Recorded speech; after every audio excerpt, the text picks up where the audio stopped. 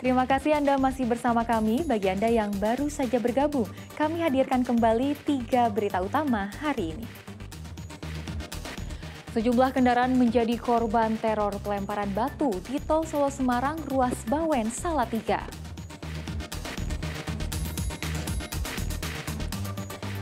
Jembatan Sesek di Kabupaten Sukoharjo putus, sejumlah relawan sempat hanyut terbawa arus sungai.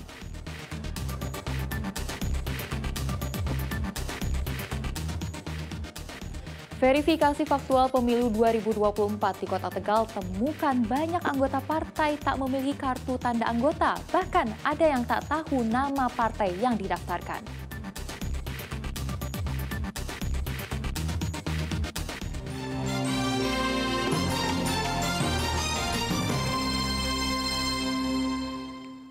Kita ke informasi selanjutnya. Kejaksaan Negeri Grobogan menahan seorang notaris karena terlibat korupsi kasus pengadaan tanah Bulog. Kasus itu merugikan negara hingga 4,9 miliar rupiah. Notaris Paul Christian ditahan Kejaksaan Negeri Grobogan pada Kamis siang. Ia adalah tersangka penggelembungan anggaran pembelian tanah Bulog seluas 6 hektar di Desa Mayahan, Kecamatan Tawangharjo. Modus tersangka menggelembungkan harga tanah yang seharusnya 15 miliar menjadi 20 miliar rupiah. Paul telah jadi tersangka sejak April lalu tetapi baru ditahan karena menunggu hasil pra-peradilan. Ya kalau menikmati dan tidak kita nanti di sidang pengadilannya. Kalau modus sementara yang diperiksa seperti apa? Ya. Kalau modusnya sendiri? Ya modusnya itu tadi, dia sebagai notarisnya dan dia ada hubungannya juga dengan yang sudah. Komisi Pemilihan Umum Kota Tegal menemukan banyak anggota partai tak memiliki kartu tanda anggota saat proses verifikasi faktual pemilu 2024. Bahkan beberapa dari mereka tidak mengetahui partai apa yang didaftarkan. Selama 2 hari terakhir, petugas KPU dan Bawaslu Kota Tegal mendatangi satu persatu rumah anggota partai politik calon peserta pemilu 2024 yang terdaftar dalam Sipol. Petugas menyasar anggota dari 9 partai politik non-parlemen dan partai baru. Dalam pencocokan data, banyak dari mereka tak memiliki kartu dan tidak tahu nama dari partai politik yang didaftarkan. Selain itu, petugas juga kesulitan mencari alamat karena tidak lengkap. Berdasarkan jumlah penduduk Kota Tegal, standar keanggotaan partai politik calon peserta pemilu 2024 di Kota Tegal minimal 288 orang per partai. Kalau lokasi kesulitannya itu kadang alamat tidak sesuai dengan yang dilaporkan, kadang ada juga yang kesulitan kita itu dari RT RW-nya itu tidak dicantumkan dalam alamat, jadi kita harus memverifikasi alamat itu sesuai dengan keanggotaannya itu. Pak, kalau yang tidak tahu partainya itu ditanya alasannya apa?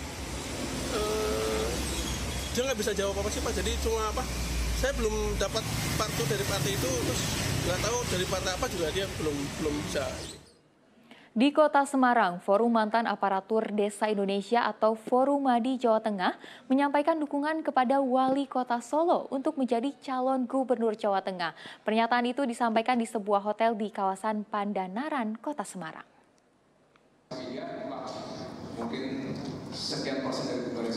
Pernyataan deklarasi dukungan untuk anak sulung Presiden Jokowi, Gibran Rakabuming Raka, dilakukan serentak oleh seluruh pengurus dan anggota Forumadi Jateng. Meski belum ada komunikasi langsung dengan Gibran, dukungan ini akan segera disampaikan langsung ke Wali Kota Solo itu. Mereka menilai Gibran layak jadi calon Gubernur Jawa Tengah dalam pemilu 2024 mendatang.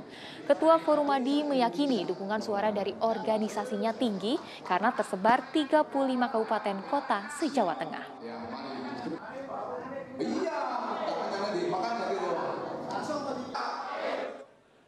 Masih dari Semarang, 71 calon kepala desa mengucapkan deklarasi damai di pendopo rumah dinas Bupati Semarang.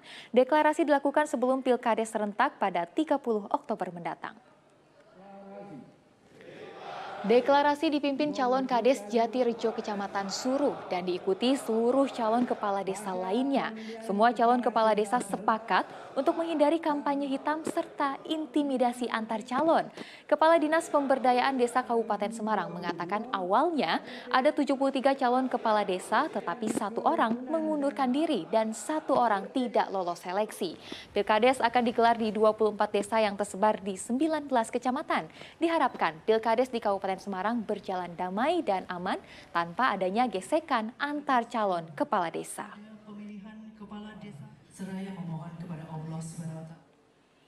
Apel besar pelopor keselamatan berlalu lintas di Kabupaten Purbalingga diwarnai pelatihan dan edukasi kepada masyarakat, salah satunya dengan simulasi penyelamatan korban kecelakaan di jalan raya. Seorang pemotor tertabrak di alun-alun Kabupaten Purbalingga dan jadi tontonan warga. Polisi hingga petugas medis berusaha untuk menyelamatkan pengendara yang terjatuh. Ternyata aksi penyelamatan ini merupakan bagian dari apel besar pelopor keselamatan lalu lintas di Kabupaten Purbalingga. Dalam kesempatan ini, polisi mengedukasi warga tentang cara berkendara yang baik dan cara menolong korban kecelakaan. Apel besar pelopor keselamatan lalu lintas diikuti sejumlah perwakilan, mulai dari siswa sekolah, masyarakat umum, hingga pengemudi ojek daring. Diharapkan seluruh warga Kabupaten Purbalingga bisa menjadi pelopor keselamatan dalam berlalu lintas. Mengajak seluruh lapisan masyarakat, khususnya Kabupaten Purbalingga, untuk mau menjadi pelopor keselamatan, sehingga masyarakat Purbalingga tertib dalam berlalu lintas dan zero kecelakaan. Lewat edukasi keselamatan berlalu lintas, warga Purbalingga diharapkan bisa memahami dan mematuhi aturan berlalu lintas. Mardianto melaporkan dari Kabupaten Purbalingga. Di sisi lain, Polres Salatiga meningkatkan disiplin anggotanya dengan memberikan siraman rohani. Kedisiplinan berbasis tasawuf itu digelar di lapangan Bayangkara, Polres Salatiga.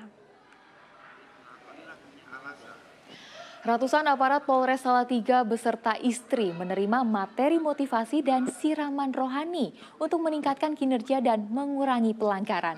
Hal ini dilakukan di tengah makin menurunnya citra Polri karena ada anggota Polri yang melakukan kejahatan.